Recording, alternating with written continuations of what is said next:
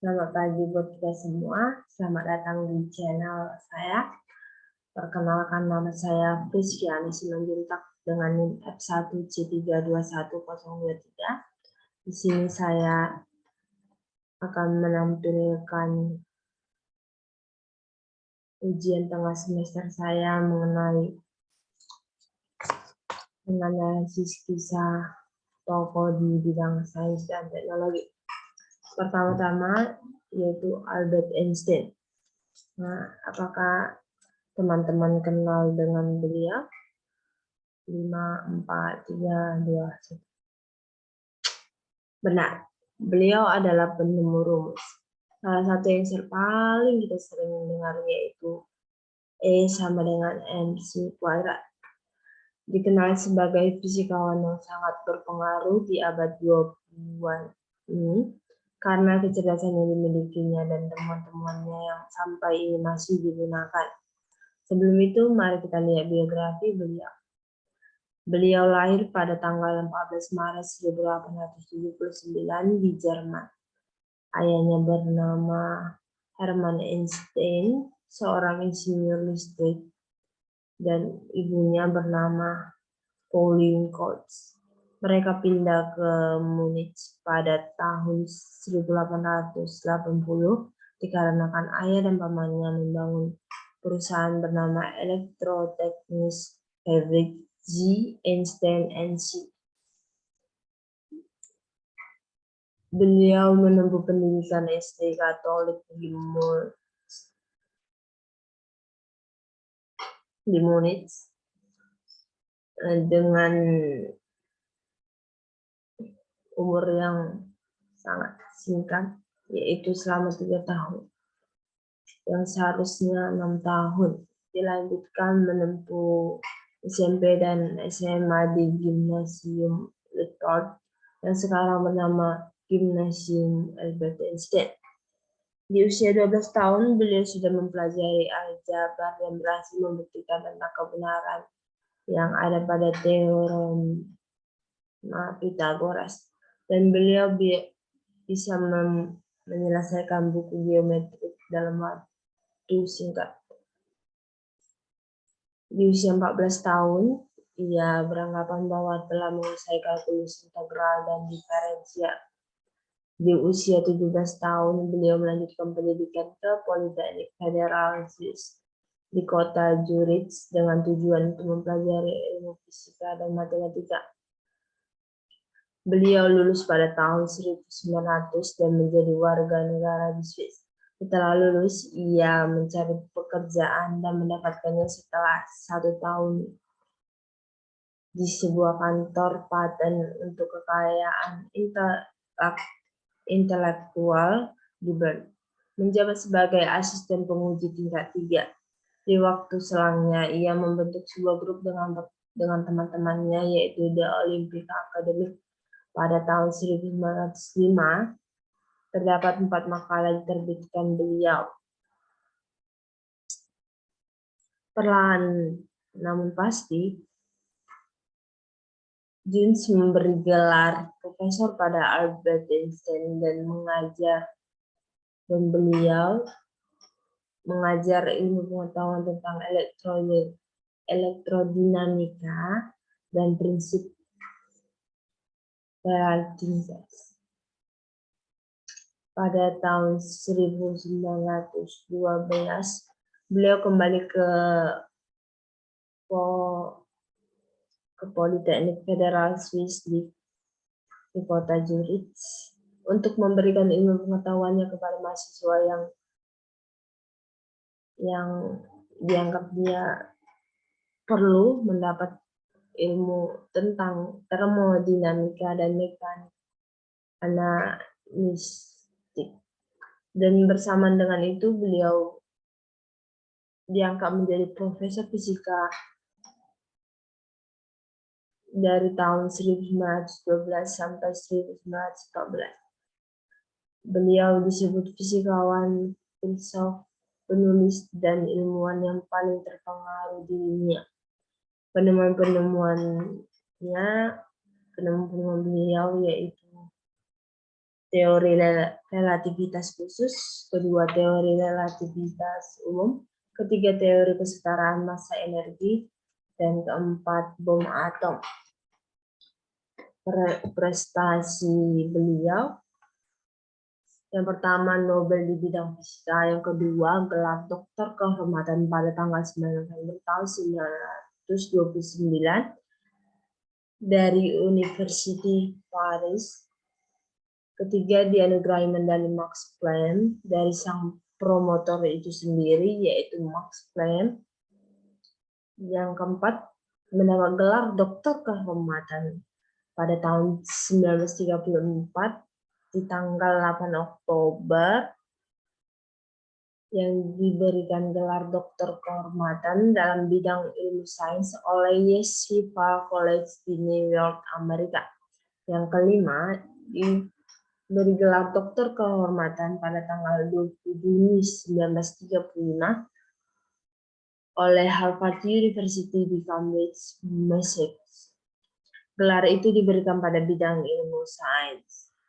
Yang kedua ini dari Indonesia, yaitu Insinyur Djokoda Prakasukawati, penemu teknik Sosrobahu.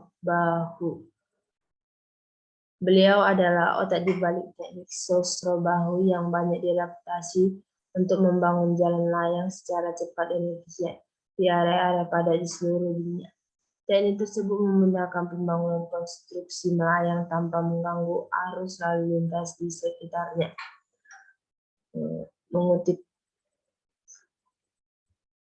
teknik Sosrobahu ketika dihadapkan pada keterbatasan lahan dan biaya dalam membangun salah satu ruas tol di Jakarta yang kini dikenal sebagai Jalan Tol Insinyur Wiyoto Wiono, di mana menghubungkan wilayah Cawang di timur hingga ke Tanjung Priok di utara. Pada dekade 1980-an, ketika jalan tol tersebut dibangun, muncul banyak pemberitaan tentang ancaman kemacetan di Jalan Bypass Ahmad Yani jika menggunakan metode konvensional.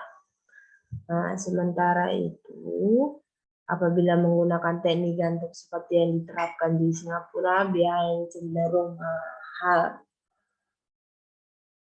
Sosrobahu menjadi solusi akan hal tersebut yang berhasil diuji cobakan pada 27 Juli 1988, terinspirasi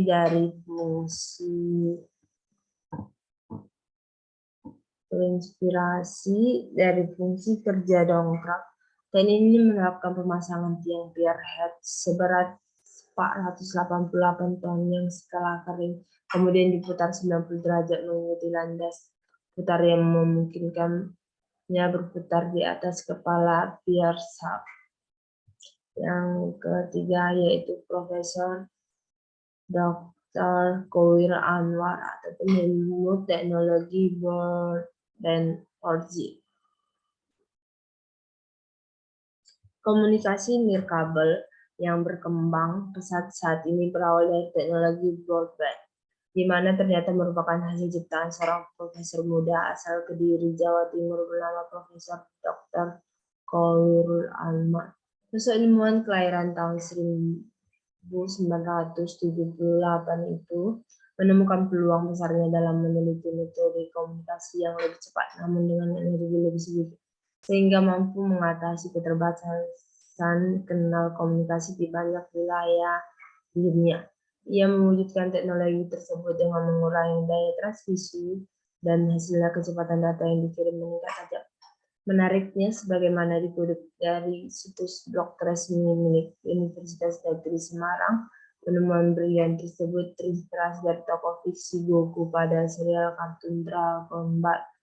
Ketika Goku akan melayangkan Spirit Ball sebagai jurus terdahsyatnya, ia akan menyerap semua energi makhluk hidup di alam.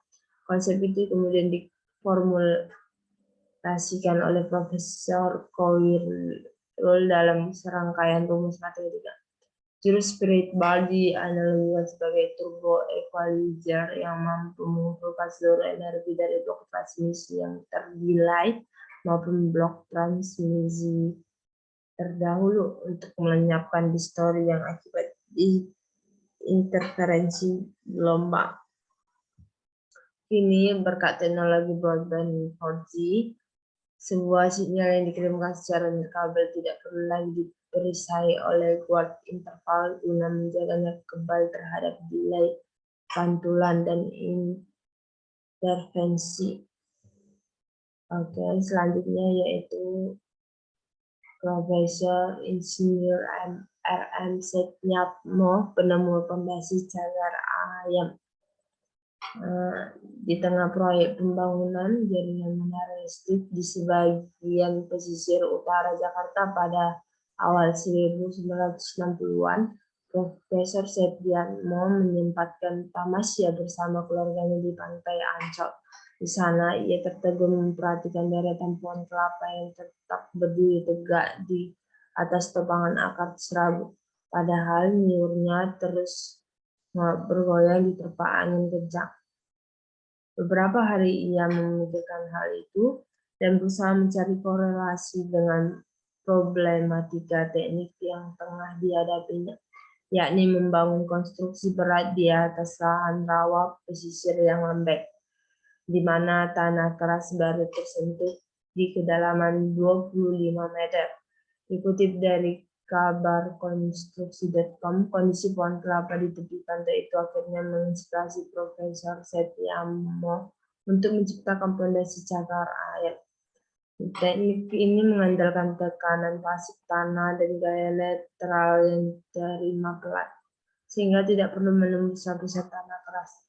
Pondasi berwujud lempengan beton bertulang yang mengapung di atas tanah lembek, di mana di bawahnya ditambahkan secara monolitik sejumlah pipa beton bertulang. Meski tidak sampai menyentuh tanah keras, namun cakar ayam ini sudah cukup berperan sebagai stabilisator konstruksi yang sanggup menahan tekanan dari atas dan samping.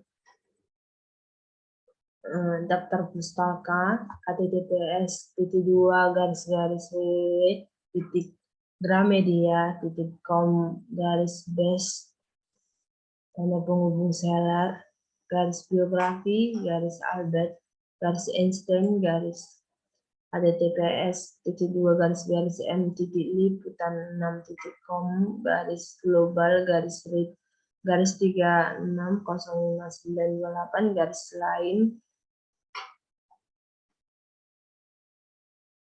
tanda penghubung BJ, tanda penghubung Habibi, tanda penghubung ini, tanda penghubung 4, tanda penghubung toko, tanda penghubung Genius, tanda penghubung Indonesia, tanda penghubung yang, tanda penghubung inovasinya, tanda penghubung diakui, tanda penghubung dunia, tanda tanya, P sama dengan 2.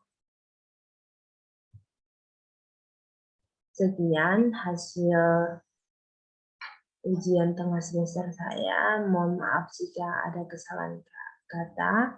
Terima kasih telah menontonnya. Selamat pagi, selamat beraktivitas. Dadah.